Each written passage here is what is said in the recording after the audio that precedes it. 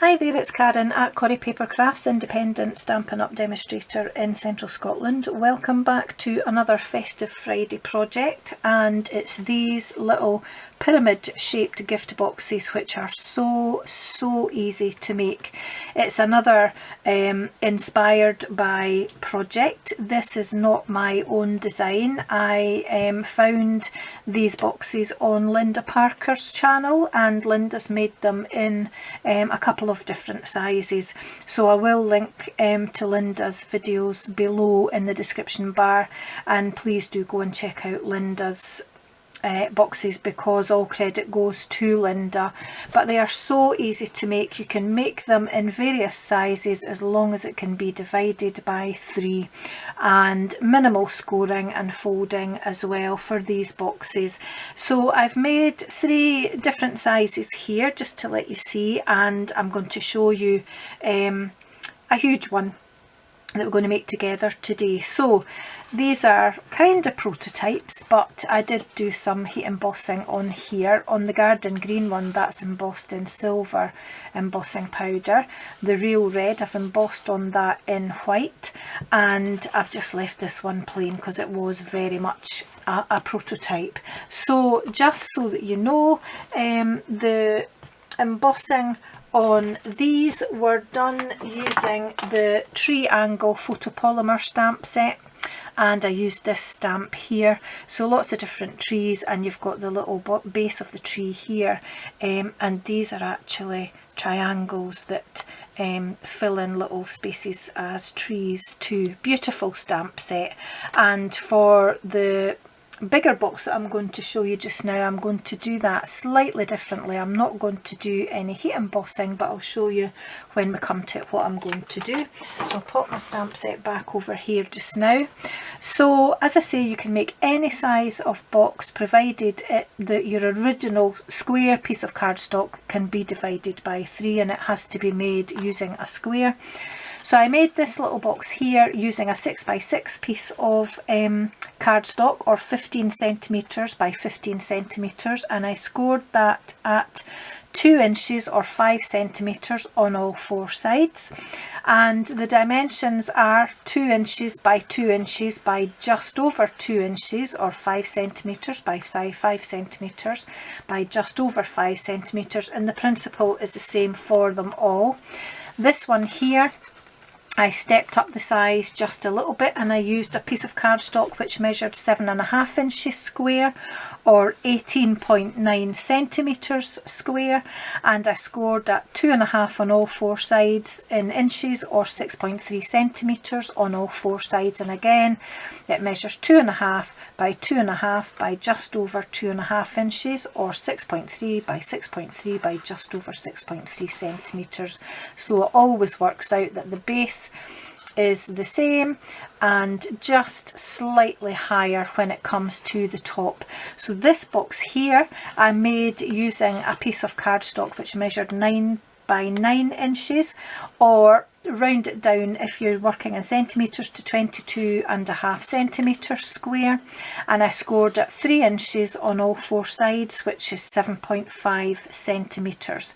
So I'm going to show you how to make a huge one. So I'm going to pop these over to the side. I've still got embossing powder everywhere. So first of all, I'm going to grab my scoreboard and bring that in first of all. And then we're going to use, that's the wrong one because that's one I've already scored. Here we are here. We're going to use a full sheet of 12 by 12 cardstock, or if you're working in centimetres, trim it down to 30 by 30 centimetres, because I think the 12 by 12 cardstock works out about 30.5 or something in centimetres. So trim it to 30 by 30 centimetres, and then we're going to score on all 4 sides at 4 inches or 10 centimetres if you're working in centimetres, and it really is as easy as that. And you could score it at 4 and 8 inches or 10 and then 20 centimetres, but so that I know that all these panels here are exactly the same size. I just turn it every time and score it at 4 inches, because sometimes you can get a difference of maybe a 1/16 of an inch or a 32nd of an inch, but I want them all to meet nice and neatly at the top here and not have one bit that's longer than the other. So what we're going to do, and I needed my scoreboard for something else just before we're finished with it. I want to put a tick mark in here at the halfway point between these two score lines, which is 6 inches, or that would be 15 centimetres, and again just on all 4 sides, 6 inches or 15 centimetres, just that little tick mark at the top. And that's us definitely finished with the scoreboard now. So let's try not to bump the tripod.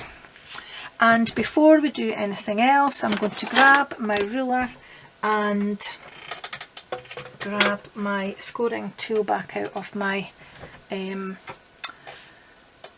scoreboard. Gosh, I couldn't get the words out there. And I'm going to make sure that I take a line from this tick mark at the top down to each of these score lines here where the score lines cross. I don't know if you can see that. So from the tick mark down to these corners here, and I'm going to do that on all 4 sides. So I want to make sure that I start right in the middle of that cross point there and just put a score line in up to that little tick mark there, and just make sure that it's right into these corners here. So I'm going to do that on all 4 sides. So if you want to fast forward while I'm doing that, because you've kind of got the idea, then please do.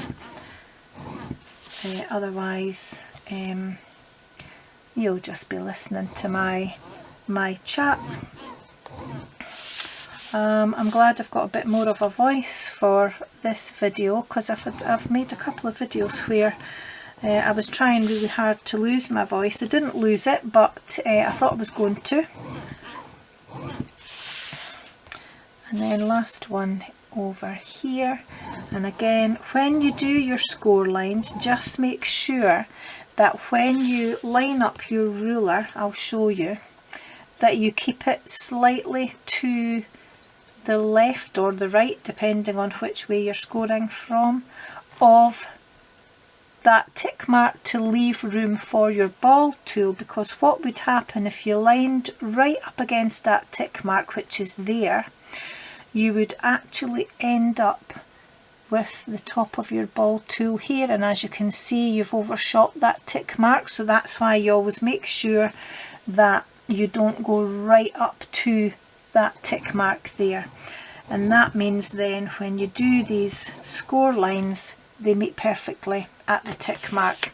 So what you're looking for at all these crossroads here is that these lines from these triangles all meet right at that junction there. Okay, so then we're going to fold and burnish on all our straight score lines. We're going to ignore these ones just for now. So fold and burnish all the way round, just like so. And then we're going to do a bit of cutting. So we want to remove all 4 outer corners because we don't need those, and we're going to take the score lines away with us as we go. So we want the straight edges left on all these central panels that we're keeping, and take the score line off onto the squares that we're going to get rid of. So we want the straight edge, get a better hold of that, to be on this middle panel here. Caught with my scissors, like so, and then turn it round and remove the score line on this side too. can be a little bit awkward if you don't have big scissors. I'm not good with big scissors, which is why I always use my snips, and that's what we're left with. We'll just take away that little furry bit in the corner, but we can always fix that at the end. There we are. Okay, so I'm going to remove all 3 of the other corners just in exactly the same way. So again, to save a bit of time, if you want to fast forward, then please do.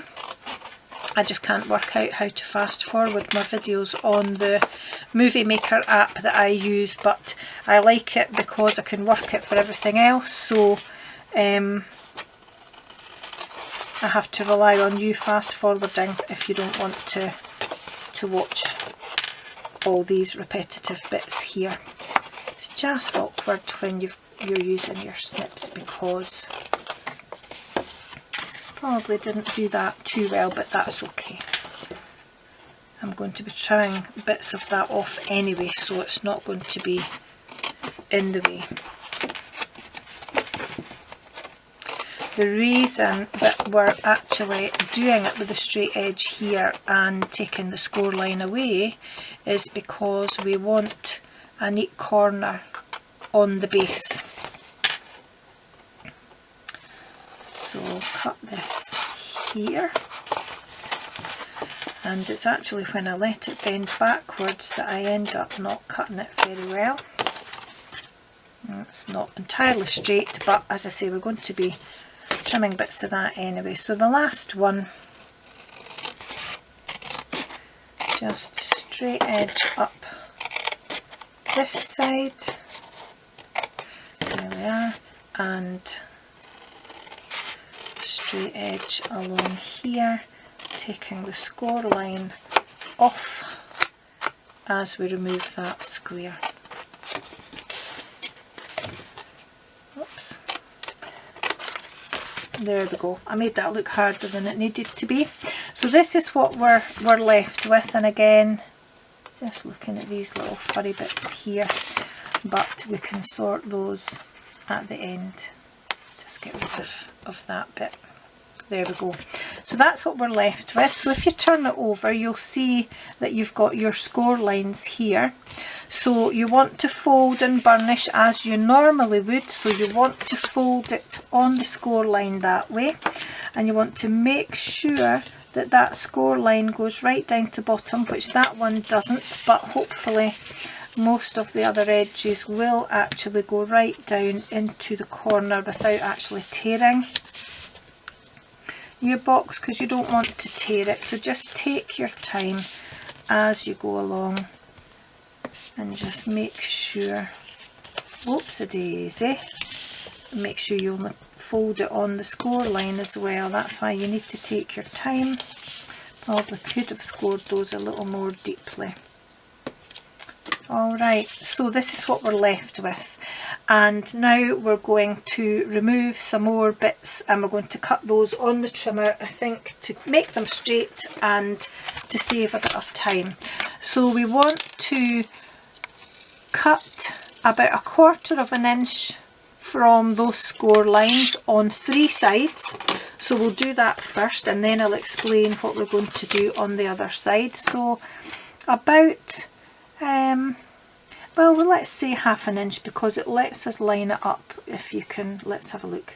If we line it up to the 1/2 inch mark, that makes sure it's straight. Okay, in fact that is 1/4 inch, it's not 1/2 inch at all. So that first line, I'm absolutely blethering today. So again, make sure that we line our score lines up to that first mark there, which is 1/4 inch, and we're going to do that, as I say, on 3 of our 4 sides. Excuse me. So again, line it up to 1/4 inch top and bottom, and just chop that off, and the same here, 1/4 inch. Can you see that? Just trying to line that up in shot. If it's not perfect, it doesn't matter because they're going to be on the inside of the box, so you're not going to see them. And then it helps if you've actually burnished all your score lines though, Karen, I have to say. So let's just burnish those as well. There we go.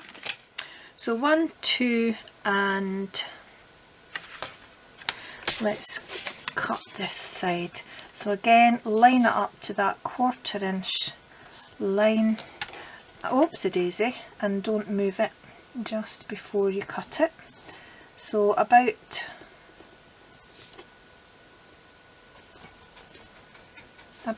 there, and the last one 1/4 inch mark and 1/4 inch mark just there. There we are. And the last side is going to be the side that you'll close as the opening on your box, so you want the closure to be bigger than 1/4 inch as we've done on these. So we want to line these ones up to maybe 1/2 inch so that it helps to hold the box closed. So again, lining up that score line to the 1/2 inch mark, and then you'll know which section is which when you're putting your box together, but you've got to remember. So line it up to the 1/2 inch mark and cut those off. Oopsie daisy, that didn't cut for some reason, so let's just do that again.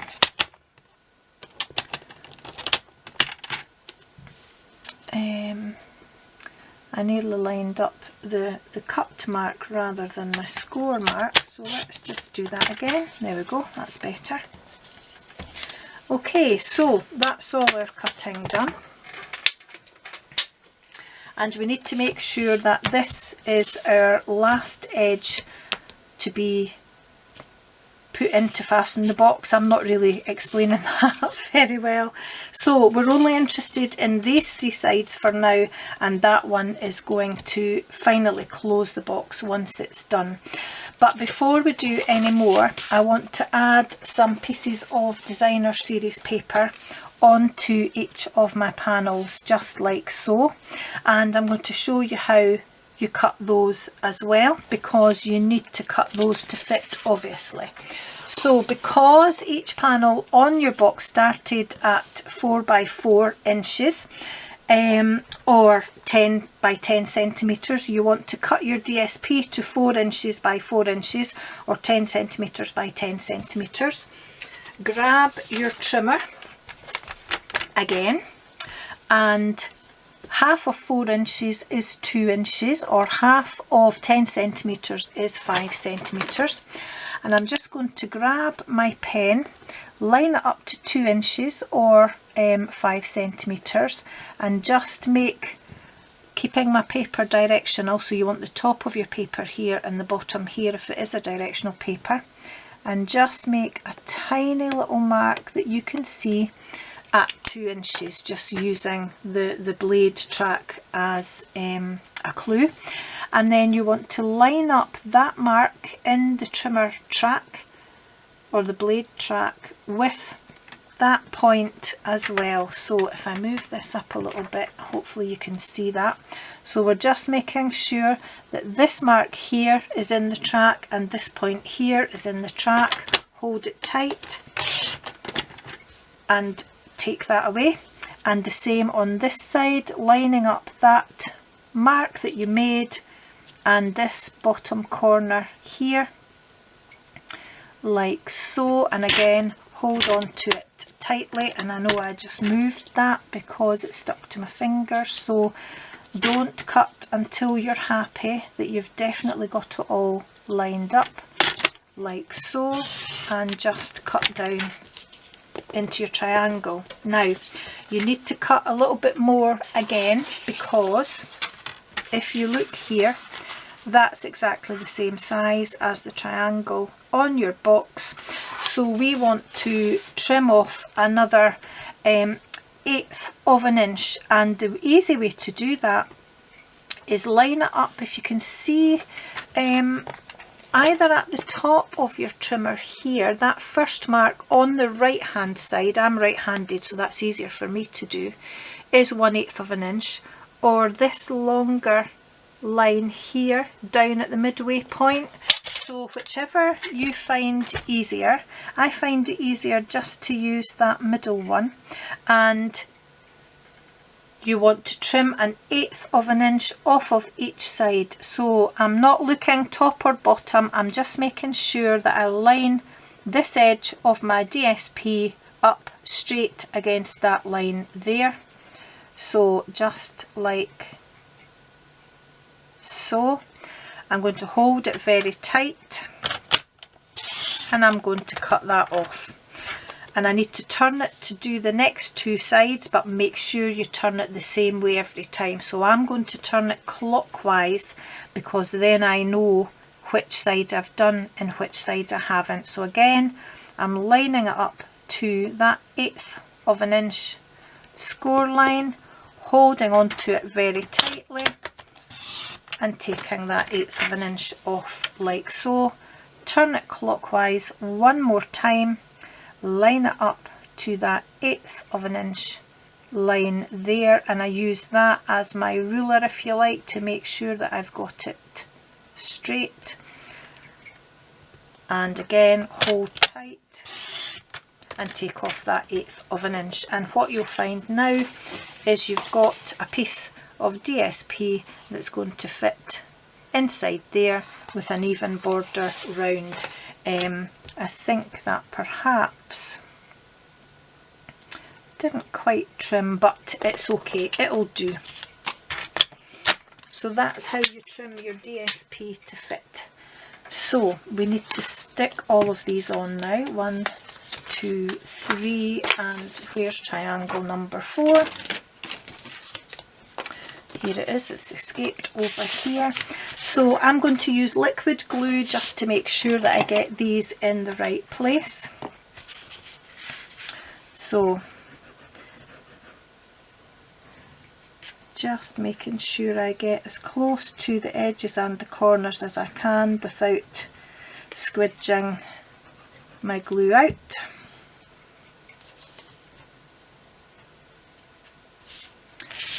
So just stick it down with an even border round the outside like so.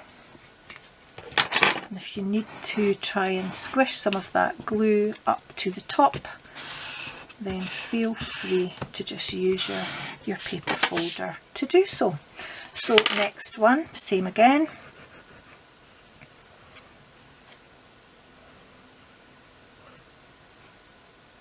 Not too much glue near the top so that it doesn't make a mess. And a little bit more along this edge, I think. There we are. So pop that down onto here. Again, just making sure you've got an even border all round, which that certainly is not. Yep, that's the one that I didn't cut quite so straight, but you do get the idea. So just be very, very careful when you are cutting your paper so that it is straight on each side. But I knew I hadn't cut one of those sides completely straight, but it's not on the front of the box anyway, so I'm not going to worry too much about it. Again, pop that down, make sure you're happy with it before you press it down for good. There we are. And last one. They're not quite equilateral triangles, so you will know which way round it is when you look at it if you don't have a directional paper. There we go, and we don't want any glue on here. What a mess. You know me and glue. So last panel, just sticking down on there. Again, making sure that I've got an even border round and that all the points point to the top of the triangle that I've made in my cardstock. There we are. Let's just grab what's left of my original adhesive eraser so that nothing else sticks to that. Get rid of this for now, and making sure that I remember that this is the panel that closes the box last. I need to put 2 holes in this section and 2 holes in this section. Beg your pardon, that's my alarm going for a call that I need to make in 10 minutes, so luckily we're just about finished with this project. So I'm going to use my retired 1/8 of an inch Stampin' Up punch, but any punch would do, and you don't want to make the holes too close to the top of your box because you're going to pop ribbon through that as well. So in fact I'm going to put a couple of marks using my pen, so about there for both of those holes and about there for both of those holes, roughly in the same place at each end. So I'm just going to punch that and that. Now you need to be careful because they are very close together, so when you're putting your ribbon through you need to be mindful of that. Punch there and punch there as well. If they're not entirely straight, it doesn't matter. So on one of these triangles you need to put some tape, and it's the one that is not the front of your box. So keeping the wider panel here, I want to add tape along either side of these panels here. I'm hoping that makes sense. So I'm just going to add some tearing tape right to the edges, and it's really important that you put it right to the edges because you want it to stay stuck together down at the bottom. And I've missed out a step, but we'll do that just in a second. So I want to add tape just along here too. There we are. So the step that I actually missed out, which we'll just do now, is that from the point of each triangle you want to just cut at a bit of an angle here as well. Getting all tape now. So a bit taken away there and a bit taken away there. It doesn't have to be exact, and you want to do that on all 4 sections. So again, just a little bit trimmed either side, a little bit trimmed either side of here like so, and the last one trim a bit here and a bit here like that. And then we're going to stick our box together. So I'm going to make sure I give this a good burnish like so, and I'm going to grab my take your pick tool and just take the backing off of the tape on both sides. Now you might have a little bit of overlap with your tape, as you can see here, so just fold that back on itself like so, and there's a little bit on this side too, so again I'm just going to fold this back on itself like that, and then we're going to join these sections together and these 2 sections together. So just take your time and line them up, and I tend to pull each section back like that until I get them lined up so that I know the sides are even, and I'm going to get a neat finish at the top, and then just give them a squeeze together like so. And the same again on this side. I'm just going to pull this section back a bit and just make sure that I line those up like so, and then I get them matched at the top, just like that. And then I'm just going to give those a burnish.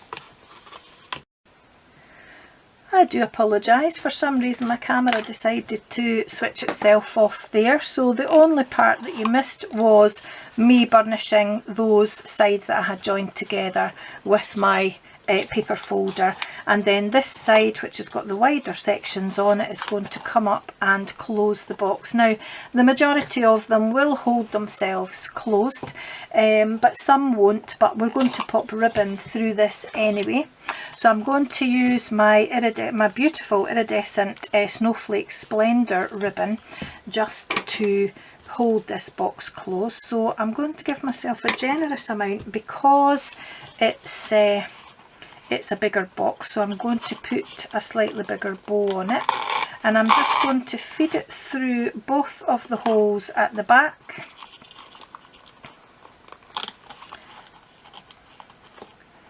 If I could get a hold of it. There we are, like so, and just make sure that that's straight and that it's an even length on both sides, and then feed those through the holes on the front flap as well, one either side, oops, like so. Come on, there we are. And then just pull those through and then gently pop the box closed and just pull those until you feel them tight, but don't force them because you don't want to tear your card at the back. And then I'm just going to tie, hopefully in a bow, so I'm going to tie up and down that way, like so, so that hopefully my bow, when I tie it, will be left to right. We shall see. There we are, just like so. So I'm going to leave that as it is like that because I think that's pretty good, and just make sure that I take off any frayed edges at the sides with pulling it through like that. There we are. Just bring you up a little bit as well. And then underneath underneath my mat, I think I did have an embossed sentiment, which is not underneath my mat, so I've already taken it out. And I used the Joy and Cheer from All of Us from the Triangle stamp set, and I just mounted them both on a block at the same time, stamped them in Versamark and did some gold embossing. So I'm just going to trim that down using my trimmer and pop that onto my box. So probably trim it about there, and I'm going to bring that side in, or the bottom up just a little bit, so there we are. And then either side, just bring that in like so, so that it's even on each side. I might trim that down a little bit because it's probably got a little bit more of a gap. There we are. And I'm going to just pop that on the front of my box using dimensionals, but I might just trim that down another little bit so that it doesn't overlap the side of the box. So just a tiny bit on either side.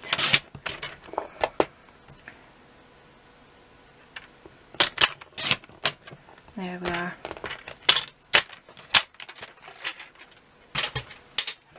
And make sure that that fits nicely just in there like that. So I'm going to add some dimensionals. So you might hear a noise while I get out my box that's got my dimensionals in it.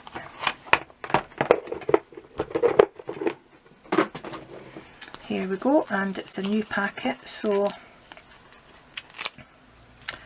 I think just 3 along the middle will be suffice, or sufficient. There we are.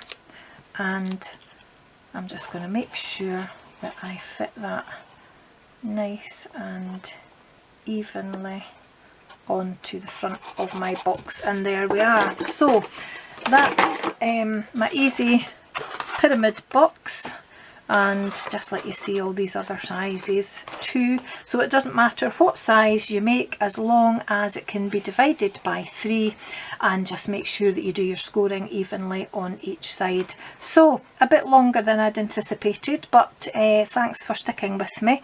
I really like it with the DSP on it, I have to say, as much as I like it with the embossing. I really do like it with the DSP, so I think I'm going to make more like that. So thanks for watching. As I say, don't forget to visit Linda Parker. Her link will be in the description bar below, and I'll see you again very soon for another project. Until then, take care. Bye bye.